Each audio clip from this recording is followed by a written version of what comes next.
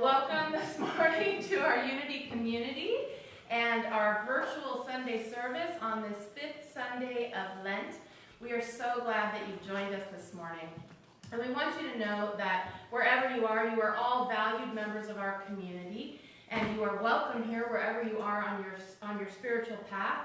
And we are so grateful for the opportunity to join in Sunday worship with you this morning. In these strange times that we're in, it's really important that we keep some of our sacred rituals intact. It helps us to structure our lives and not get too lost in the confusion. And so it's especially important that we gather together to collectively remind ourselves that we are always spiritually connected, both with each other and with God. And so once again, we are glad you're here. Give us a like or drop us a comment as you're watching so we know you're here. Last week it was really fun to see everyone's comments, so we appreciate that. My name is Reverend Michelle Jelinch, and I'd like to welcome you once again this morning to Unity of Monterey Bay, an inclusive spiritual community that honors the God of each of our understanding and recognizes the innate good and divine essence within every individual. Let's begin this morning with a moment of prayer. First, let's all just take a deep breath in. And just letting it out with that audible sigh, grounding ourselves in the present moment. Mother, Father, God, Great Spirit, Divine Mind, Source, loving Creator, we are gathered here before you this morning with the intention to more fully experience your transforming presence and love.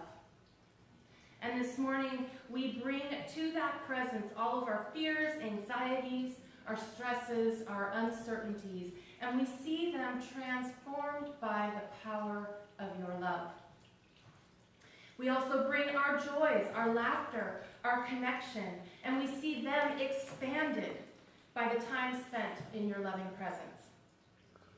Through these challenging times, we continue to hold ourselves and one another as whole and perfect expressions of the divine. We know that God is ever present and guiding us into right action and peace of mind. And so we hold that vision of our world powerfully transformed by the connections that are being made even in the midst of tragedy and confusion. And for the awakenings that are occurring right now all around the globe, even as we speak. And for this we are so grateful. So will you please join me this morning in our statement of faith?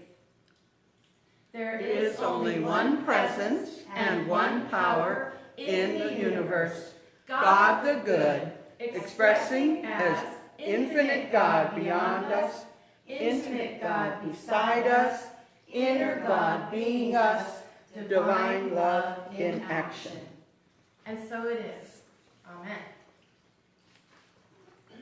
This is the time in our service when we normally call our children up to be blessed, but as part of our holding the high watch and aligning with all of our highest good, we instead take this moment to hold all of the children, those close to us in our lives, as well as those all around the world. And you know, I always like to add those inner children, just holding them in our hearts as we join in our heartfelt blessing. Will you please join me? We love you, we bless you, we appreciate you, just the way you are.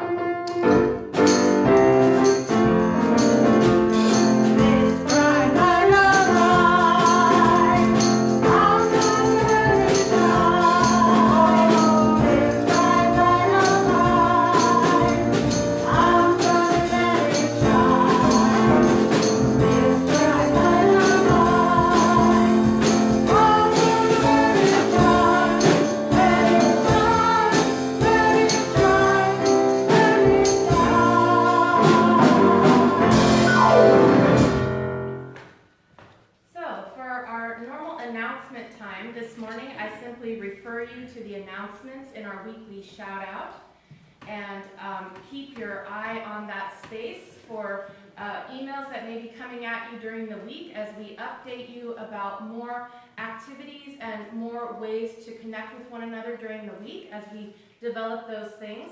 Specifically, we'll be looking to have some discussion time, some fellowship time, and possibly even a prayer group, a practicing the presence group, and maybe some guided meditations. And thinking of that, after the service today, I have set up a Zoom meeting. Hopefully you got the email that has the link to it. I wanted us to be able to gather in the time right after our service like we normally would gather here at church. So even if it's briefly, just for a few minutes, just get on that Zoom link. If you've never used Zoom before, it's super easy. You don't have to sign up for an account. All you have to do is click on the link. I think it asks you for your first name or something, and you enter the room. And then we'll be able to see each other like Hollywood Squares. It'll be big fun, so I hope to see you there. So now, we're going to take a moment and focus our attention on that blissful interconnection with Spirit. So taking a deep breath in and letting it out once again with an audible sigh. We allow all outer distractions to gently fade away as the chime calls us into the sacred space within.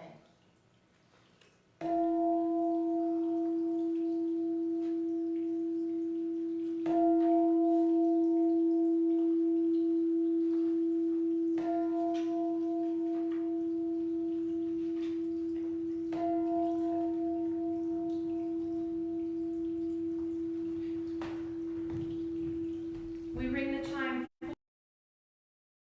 and to remind us of that interconnection with all of creation and with the sacred circle of life.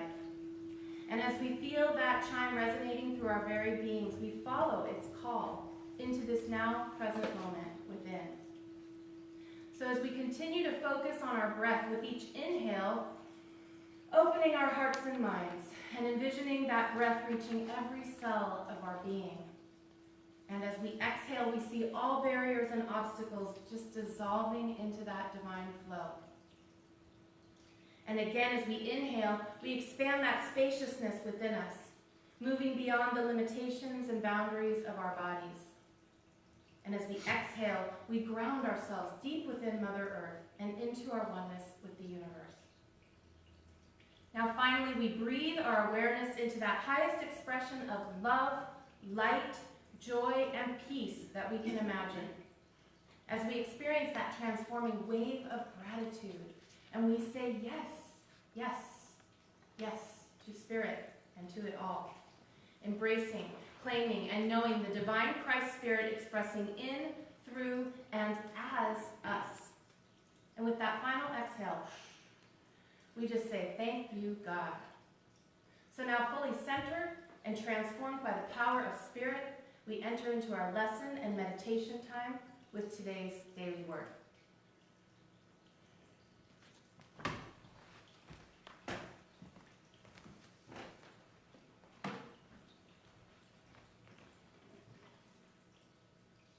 And the word is inner peace.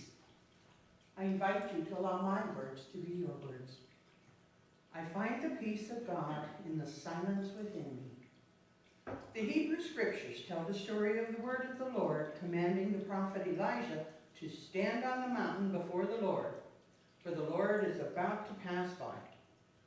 As he waits, Elijah fails to find God as he endures a wind strong enough to split mountains, an earthquake, and then a fire.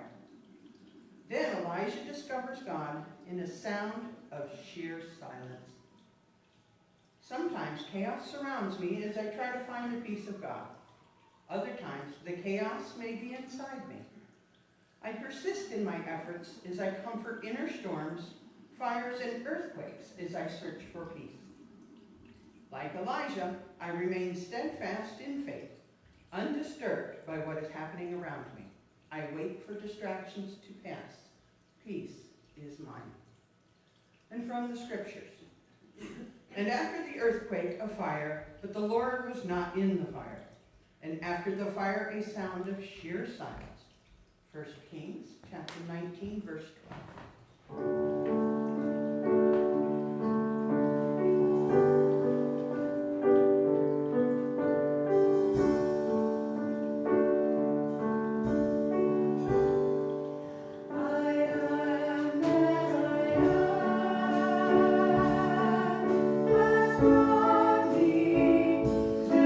This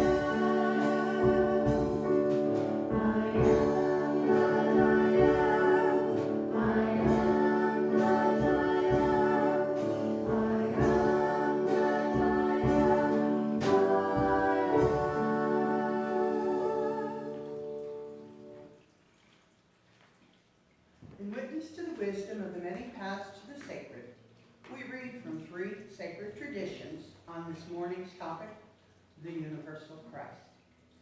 From Hinduism, whenever truth is forgotten in the world and wickedness prevails, the Lord of love becomes flesh to show the way, the truth, and the life to humanity. Such an incarnation is an avatar, an embodiment of God on earth. From Buddhism, when a Bhaktiva descends from heaven, there appears in this world an immeasurable, splendid light surpassing the glory of most powerful glow. And whatever dark spaces lie beyond the world's end will be illuminated by its light. And from Christianity, Jesus said to him, I am the way and the truth and the life. No one comes to the Father except through me. If you know me, you will know my Father also. From now on, you do not know him and have seen him.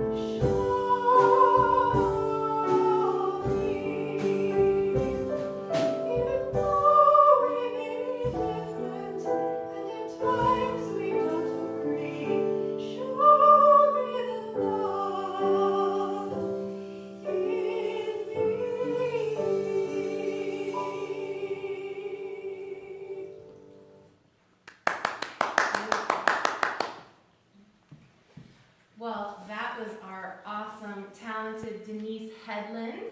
And Richard Conklin is back there in the corner over there on percussion. And I just wanted to mention our platform person assisting me up here today is Robin Falkenberg. And so we are just grateful for everyone willing to come out of quarantine. We're still maintaining our space from one another, but I certainly appreciate all of you being here with me this morning. I recently saw a meme on Facebook that said, "Be like Jesus. Spend enough time with sinners to ruin your reputation with religious people." And I love that. That's an image of Jesus that I really like, that I really resonate with.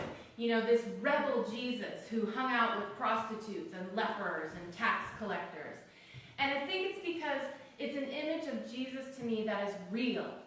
You know, it's an authentic Jesus, a Jesus willing to get his hands dirty. Not this like saintly, sanitized picture that you might see hanging in a gilded chapel. And so I just love that. And we know from the Gospels that Jesus hung out frequently with that type of people, with those considered to be the other and those considered to be unclean.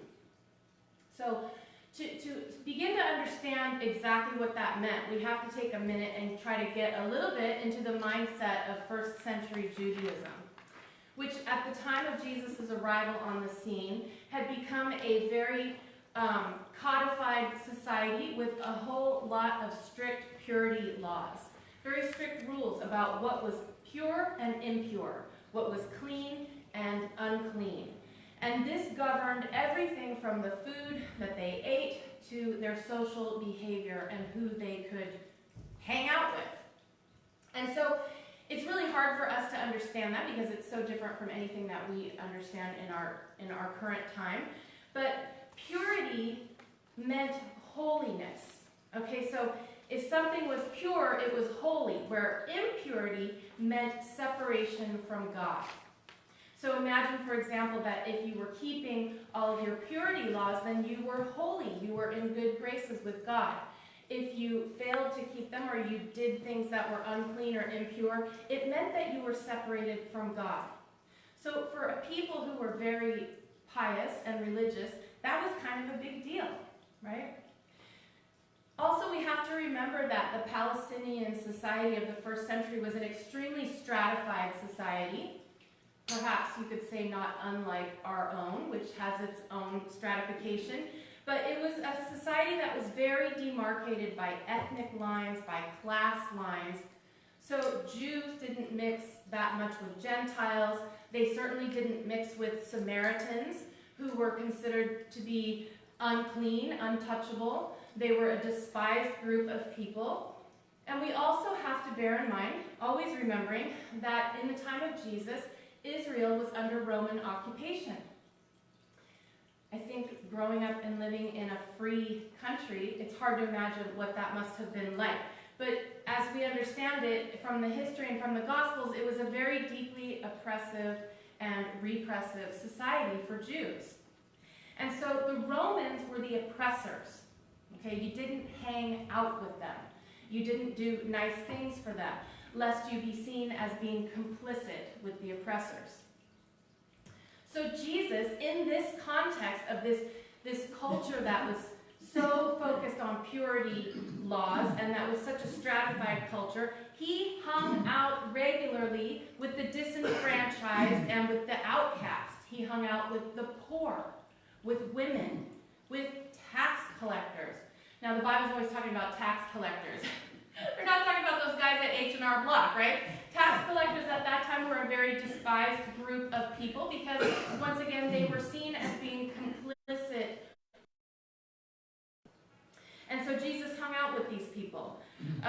There are many stories in the Bible. The story where Jesus is alone at the well, with a Samaritan woman. That was a big deal. First of all, to be alone with a woman, and second of all, to be in close proximity and speaking with a Samaritan. And then there's the story where Jesus healed the servant of the Roman centurion. Again, you didn't do that. That would have been seen as being complicit with the oppressor. And so we know that Jesus purposely spent time with those who were considered unclean, marginalized, the outcasts of society, the lepers, the sick, Gentiles. Okay, but here's the thing. He not only hung out with these people, he ate with them. Okay, he ate with those who were considered to be sinners and those who were considered to be ritually impure. Now again, it's hard for us to wrap our modern minds around what that meant.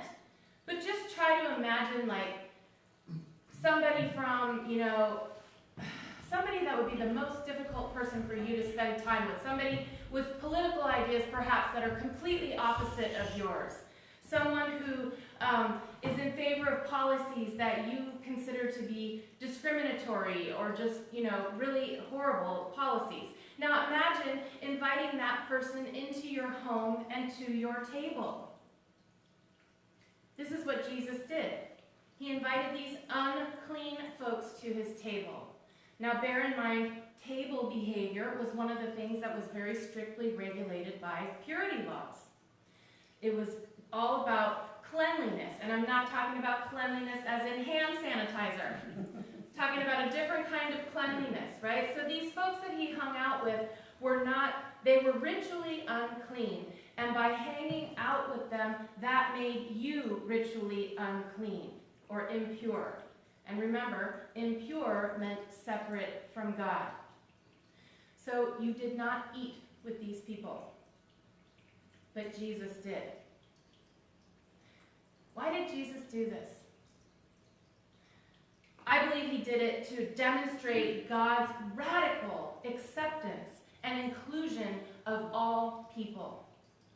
He did it to demonstrate the Christ, which we'll be talking about, that Christ that is a quality that transcends all notions of gender, class, race, status, that center of us, that truth at the center of our being that exists in all of us, that transcends all social divisions and boundaries. And so, at that time, to eat with the unclean was a radical act. And when I say radical, I mean politically radical. It was an act that could get you killed. And of course, we know in the case of Jesus, it did, at least in part, get him killed. That's how important that message for Jesus was, of that infinite inclusiveness and acceptance of God. It was such an important message for him that he was willing to die for it. So Jesus came to demonstrate that fact of God's infinite, inclusive love and acceptance in the most radical, culturally outrageous way that he possibly could. Why did he do that? So that you couldn't miss it. So that you couldn't miss it. You cannot understand first century Judaism and not miss the radical acts that he did by eating with these people and socializing with these people who were considered impure. You can't miss it, and yet we so much have missed it, right? We've certainly missed that part of his message. This is why inclusive table fellowship is so important in so many Christian sects. Why they continue to practice the ritual of communion in their Sunday services, because it demonstrates and it represents and it recreates that radical act of inclusion at table. By eating with the outcasts, the sinners, the unclean, Jesus demonstrated that inclusiveness of God's love and the fact that all people are welcome at the table of God's kingdom. There are many other examples in the Gospels about this inclusiveness of Jesus. Who remembers the parable of the lost sheep, where, Jesus leaves the 99, or talks about leaving the 99 sheep in order to go and retrieve that one sheep who was lost. That one sheep being that one person that's out there, that other, that marginalized, that disenfranchised person. And he's willing to leave the 99 to go and get that one sheep. We have the parable of the Good Samaritan, where a man is attacked on the road and beaten by robbers, and then a priest goes by, doesn't do anything. A Levite goes by, doesn't do anything. And these were the people that were supposed to be very pious and religious. And then along comes a Samaritan. Now remember, I just mentioned the Samaritans were despised by the Jews. And the Samaritan is the one who stopped and helped the man. So Jesus told this parable because he was trying to smash those cultural stereotypes and divisions. So the ones that you thought would help didn't, and the one you thought would never help was the one who did and who became the hero of the story. Hard for us to understand in our current mentality how radical that was. So Jesus was trying to get us to think differently about those we consider to be the other. In a time, in a society that was so deeply stratified and culturally divided, in this world of very sharp boundaries, Jesus was smashing those boundaries and replacing them with an unconditional love and compassion that transcended all lines of race, of gender, religion, and class. And so when we look through that lens, when we look again at the story of the Samaritan woman at the well, of Jesus healing the servant of the Roman centurion, the parable of the Good Samaritan, we see that all of these were meant to challenge those long-held and deeply ingrained cultural assumptions about the other, the outcast, the despised. And we can fill that in our mind with who those groups of people are in our culture today. So Jesus was smashing down those long-held beliefs and replacing them with a model of inclusiveness that would have been nothing short of revolutionary for that time. That's my Jesus, the rebel. That's the Jesus I can get with. So we're talking over these weeks leading up to Easter, and we may go beyond Easter because this book is just so wonderful and juicy. We're talking about the universal Christ, and we're using this lovely book by Richard Rohr. And to recap just very briefly, Rohr takes the term Jesus Christ and breaks it down by saying Jesus is God individualized and personalized, whereas Christ is God everywhere, God universal. And so in these stories in the gospel, we see that inclusiveness of Jesus demonstrated in a very personal, material, earthbound way. That's Jesus eating with the sinners, with the prostitutes, with the tax collectors. But in a more universal or cosmic way, we see that same inclusiveness demonstrated in this concept of the universal Christ. So Rohr says that the universal Christ is an inherently inclusive concept because it includes all of us. And as we've been talking about over the past 2 weeks, it includes not only all of us, but indeed all of creation. So last week we talked a little bit about the prologue to the Gospel of John. That cosmology that John gives us. In the beginning was the Word, and the Word was with God, and the Word was God. Well, this week I'd like to take a look at another verse from the Gospel of John, and it's one that is often trotted out as a sort of proof text. And a proof text meaning, these verses that we cherry pick and pull a la carte out of the Bible and use them to try to determine whether someone is a real Christian or not. If you can get on board with this statement, you're good. So the one that I want to talk about today is the verse where Jesus says, I am the way, the truth, and the life. And so this is often used as that proof text to prove that Jesus is the one and only Son of God. It's also used as a litmus test to determine whether someone has adopted the proper beliefs or not. But let's break this down. Again, I am. We just sang the song, I am that I am. I am the way and the truth and the life. Let's look at what I am means. When Moses was up on Mount Sinai and he asked God to reveal God's name, who shall I say sent me? God says, I am that I am. I am that I am. It's sort of an esoteric, kind of mystical way of referring to God. Remember, they were not supposed to say the actual name of God. In unity, we use that term I am a lot. We use it to describe our true spiritual identity, our identity in God. It's another way of saying the Christ. It's who and what we are at our core. And so Rohr says that in this verse from John, when Jesus says, I am the way, the truth, and the life, that is using that term for the universal Christ. He says, I am was never meant to be read as Jesus. It was never meant to be about a person. It was that I am. For example, when Jesus says in the Gospel of John, truly, truly, I say to you, before Abraham, I am. We can assume that he's not speaking about himself, Jesus of Nazareth, who clearly was not present before Abraham, but the Christ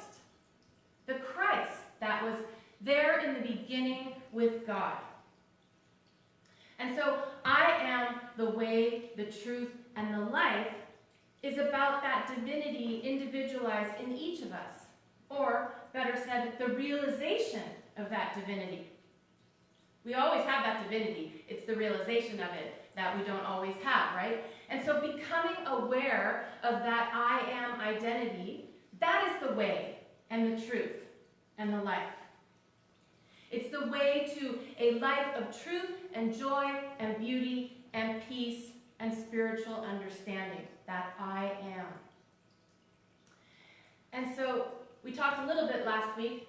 I like to get a little Bible nerdy, but I won't go too far off on you. We talked a little bit about the difference between the Gospel of John and the Synoptic Gospels, which are Matthew, Mark, and Luke.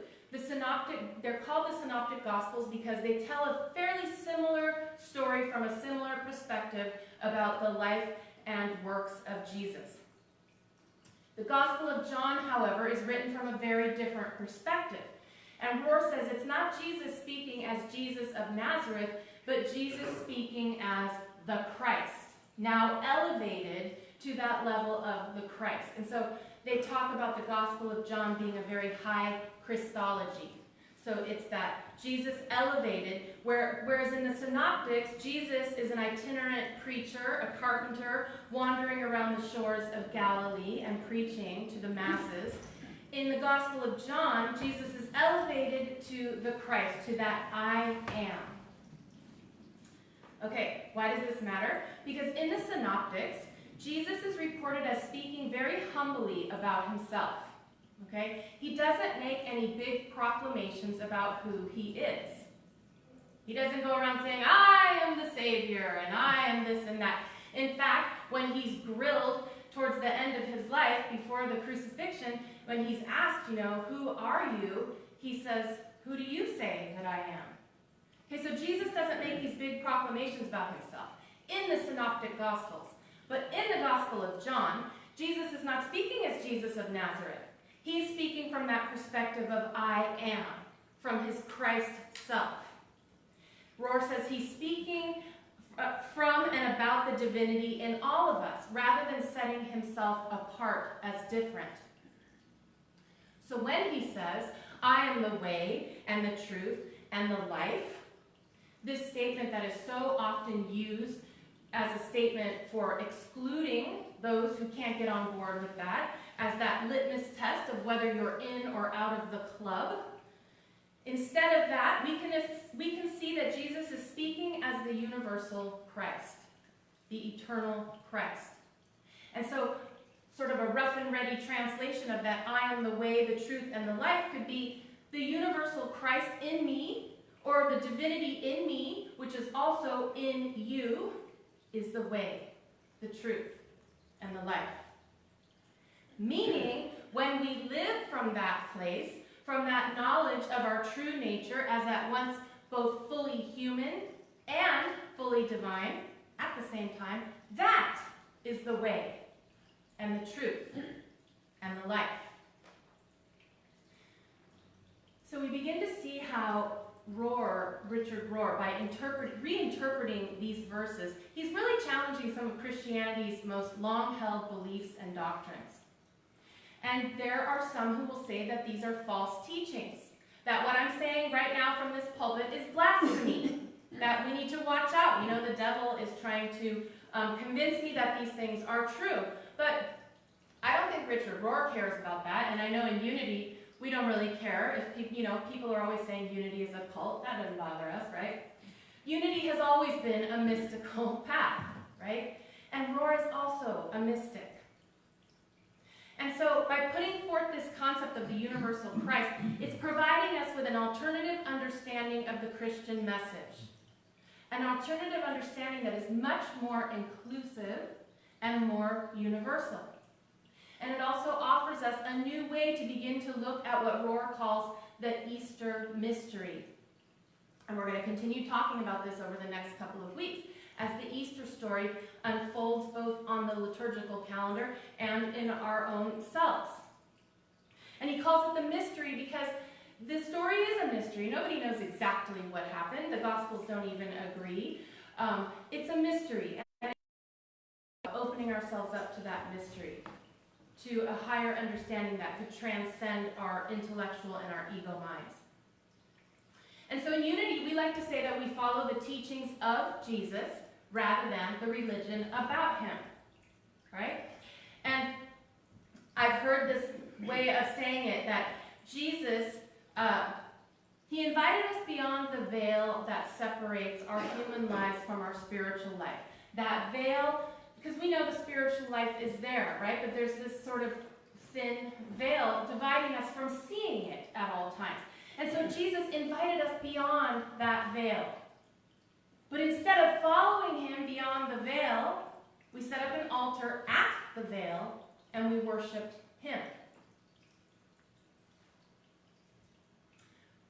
Rohr says that Christianity failed by worshiping Jesus rather than following him. And he points out that in the Gospels, Jesus asks us multiple times to follow him. Never once does he ask us to worship him. And so we are invited by Jesus to follow the way. And that message of Jesus, rather than one of exclusion, where only some people get to join the club, or where only some people are saved based on making certain statements of belief, Jesus' message becomes one of universal salvation and hope. That hope lies in Jesus as the great model of humanity. Rohr says that union of God and humanity was true in Jesus, and we could see it clearly in him, and therefore it is also true in us. And so over these weeks, as we approach Easter, we're going to continue looking at who Jesus was and what his message was and what it means to us today. We want to know what it means to us today and how, especially in Unity, how we can understand that Easter mystery in a way that has meaning and that makes sense for us, right? And so it can help if we can move towards an idea of Jesus as a conduit, a means through which we can better see and understand God, and therefore better see and understand ourselves and our own spiritual nature. So I love this. Rohr says Jesus is like this big billboard, announcing God's message in a very personal way. Jesus is like a beacon of light. And I love that metaphor of the light. In the verse we talked about in the prologue of John last week, in the beginning was the Word, and the Word was with God, and the Word was God. In him was life, and the life was the light of all humankind. And then the real kicker, the light shines in the darkness, but the darkness did not overcome it. And the metaphor of the light continues in verse 9. The true light which enlightens everyone was coming into the world. And so Jesus, the Christ, was that light. And in Unity metaphysics, light symbolizes spiritual understanding or awakening. And we're able to see that light in Jesus in a demonstrable way, right? We can look at his life. We can see how loving and compassionate, endlessly forgiving he was. We see that light in him. And the point of it is that helps us begin to see that light in ourselves. Rohr says Jesus is there so that we can look at him long enough until we can begin to see through his eyes.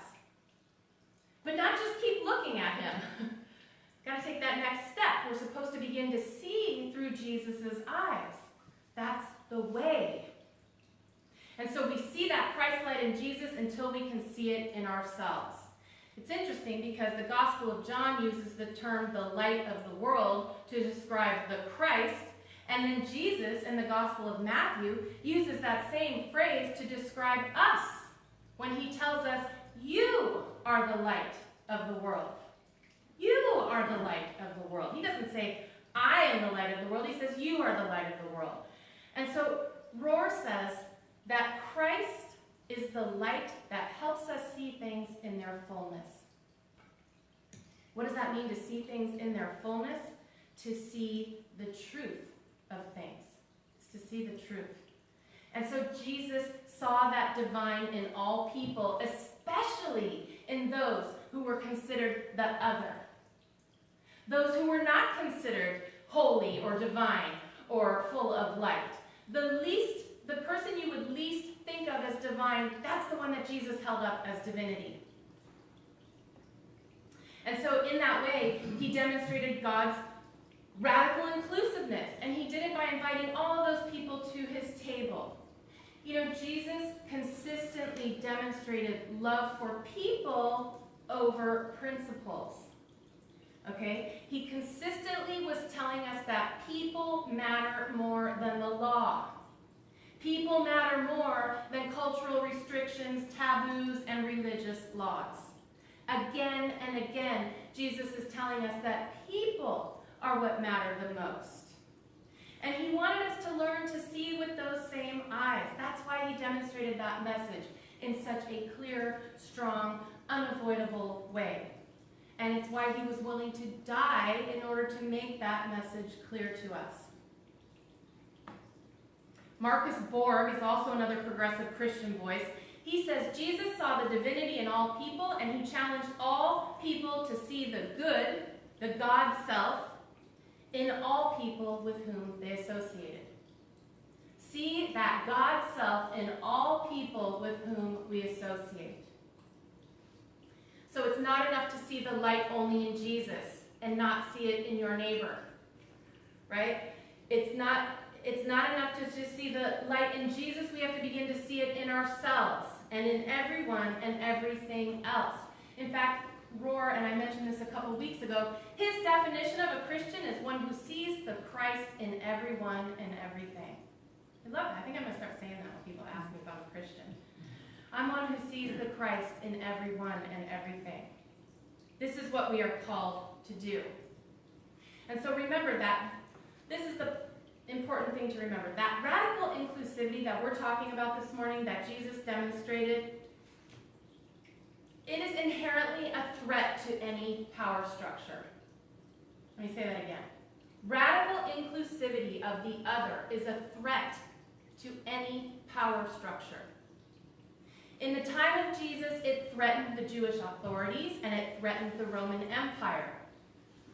Today, in our own time, that radical inclusivity also threatens the powers that be. It threatens a system that works by oppressing some to the advantage of others. And so inclusivity and acceptance of those who are deemed to be the other is a radical act. It was a radical act in Jesus' time, and it is a radical act today. Father Rohr says that the future of the Christian church depends on us concentrating on including, as Jesus did, rather than excluding, as Jesus never did. That is the only viable good news.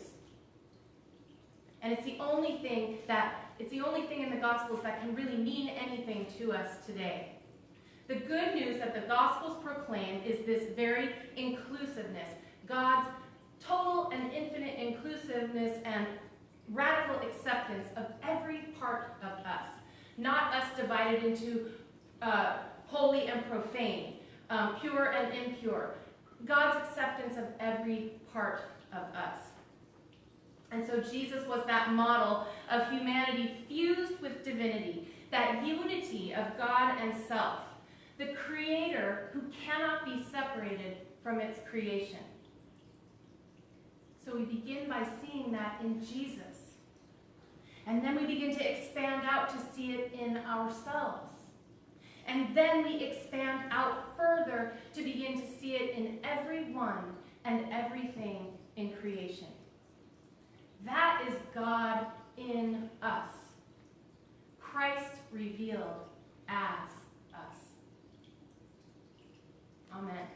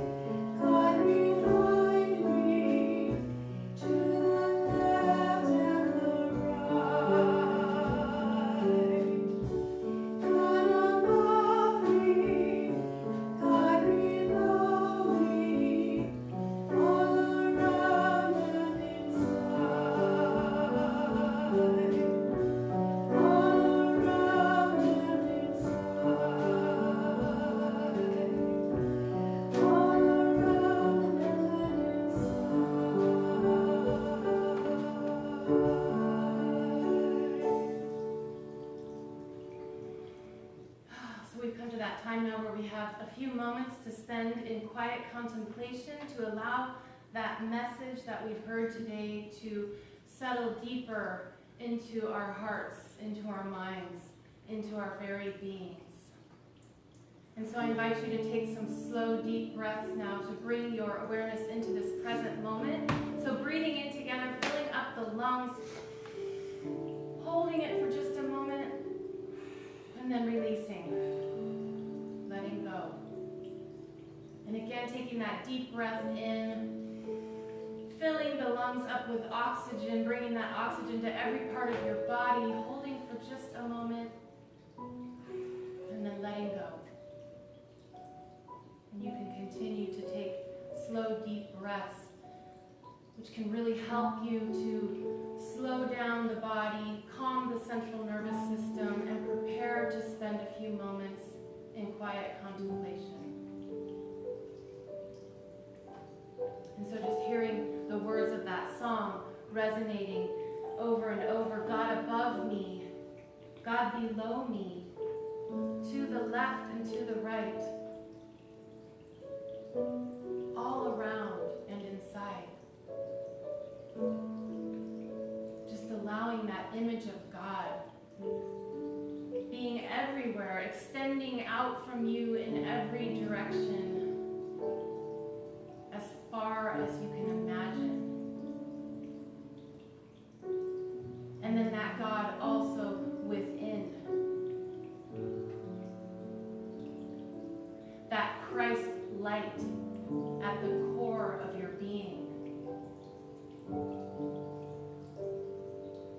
That Christ light that we may try to hide under a bushel, but it doesn't ever go away. It's always still there. And if we can but remove that bushel, remove that veil from our eyes, that light can begin to shine more brightly.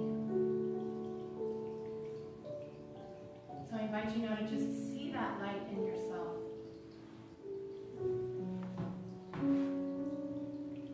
Candle flickering in the center of your being, or it could be like a spotlight, however you imagine it, whatever color.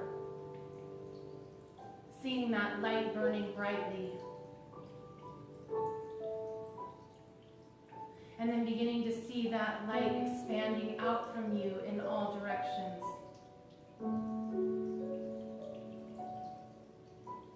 Looking out into the world around us and seeing that Christ light shining in everyone around. Easy to see it in our friends and our family and our loved ones. I invite you now to begin to hold that vision of that Christ light shining in all those you consider to be the other.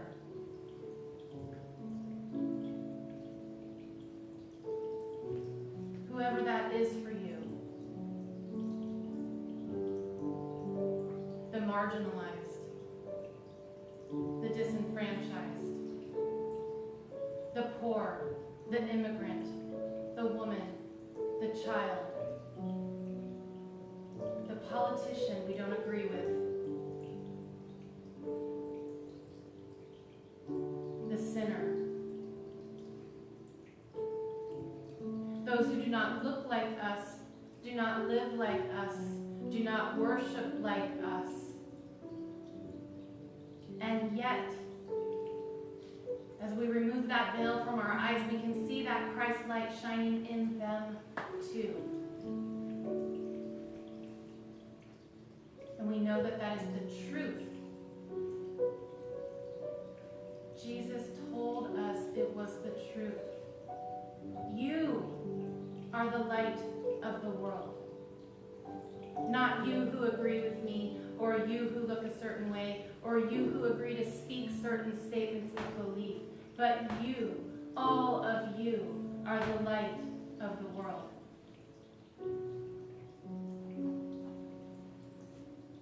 And so see that light in everyone and everything around you, and see your light connecting with those lights, and see the whole universe, especially our beloved planet, so in need of that light today. See it just illuminated with that light coming from within, from without, from above and below, all around and inside, to the left and to the right, that light shining from every corner of the world.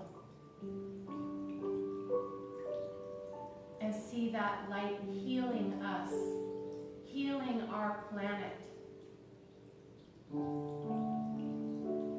healing our own human hearts, binding and connecting us forever together as that collective, universal Christ.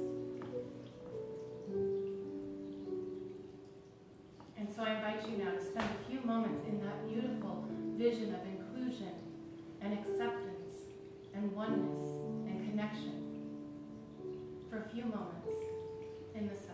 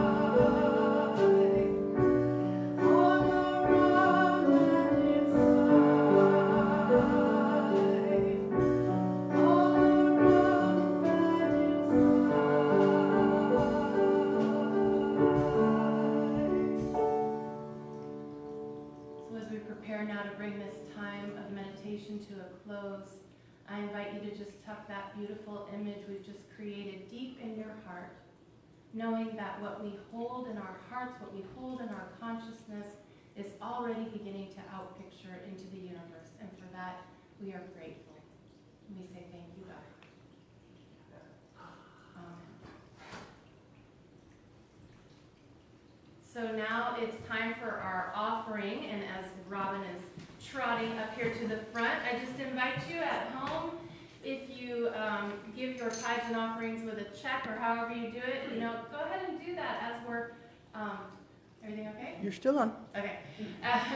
As we're doing our offertory blessing, hold that tithe or that offering in your hand so that you can feel more connected with our community. You need it? So Unity in Monterey Bay is the collective consciousness and commitment of all of us who give of our time, treasure, and talent in order to sustain the spiritual community that is dedicated to transforming lives. We know that prosperity is a state of mind that finds blessings in every situation and abundance in joyous generosity. We transform all appearance of fear or lack into a faith-filled peace of mind by shifting our attention to thoughts of gratitude for the abundance of God's good in our lives. And with our hearts and minds overflowing with gratitude, we breathe into the divine flow of God's good, trusting that we are enough, that we have enough, and that there always is enough to both have and to share. We are grateful for all of you for your ongoing giving through the mail, or going to our website at unitymontereybay.org and contributing online. And again, this might be the perfect time to set up automatic giving with your banking institution, so you know your support continues for UMB, whether you're here or away. So, from this place of faith and gratitude, we demonstrate mindful intention by holding and blessing our offering, and we join in our offertory blessing. I am an open channel for God's infinite good. Divine love flowing through me blesses and multiplies everything I give and everything I receive. I am both blessed and a blessing. Thank you, God.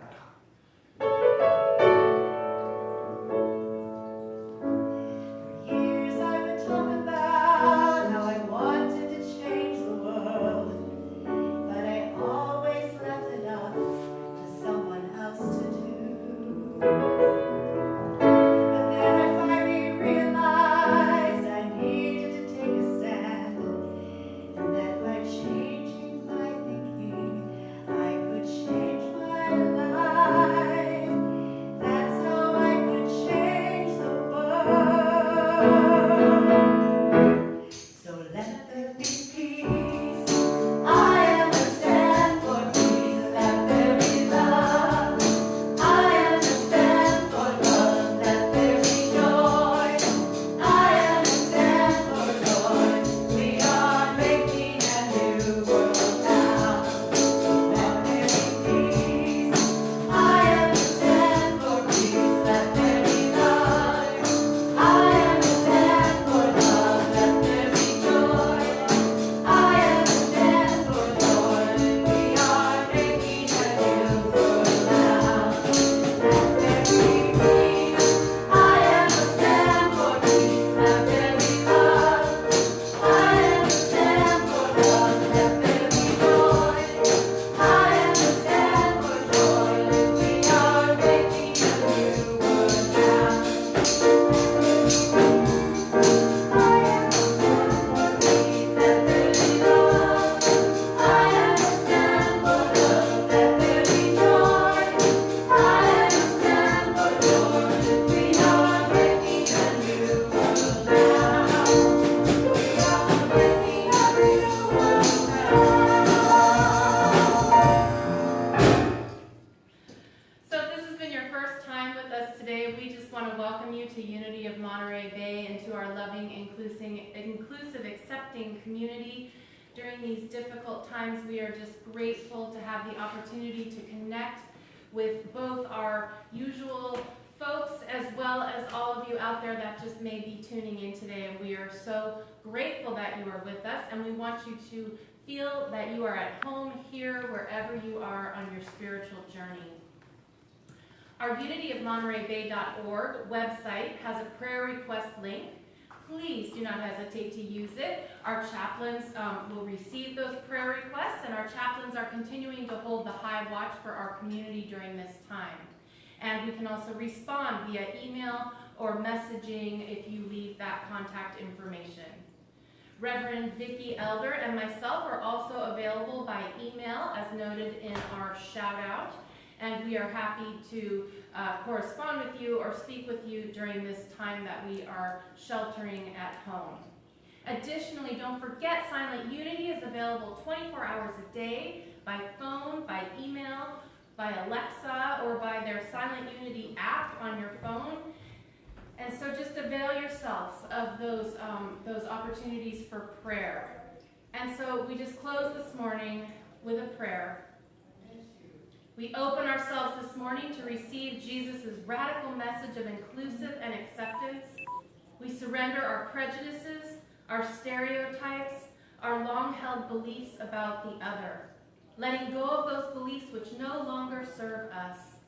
And we follow that great model of Jesus in being the light of the world and in seeing and affirming the divinity, the Christ in all people, all beings, and all of creation. And we know that this realization has the power to transform us and to transform our world.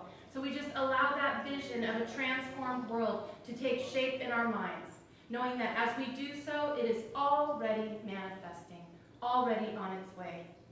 And so we give thanks for this time of sacred community with one another and with God, and we are grateful for this spiritual community which supports and uplifts us on our spiritual path. And so it is. Amen. So now, if you just would like to envision that circle that I think pretty much all Unity churches make at the end of their service, and join in our prayer for protection and our peace song.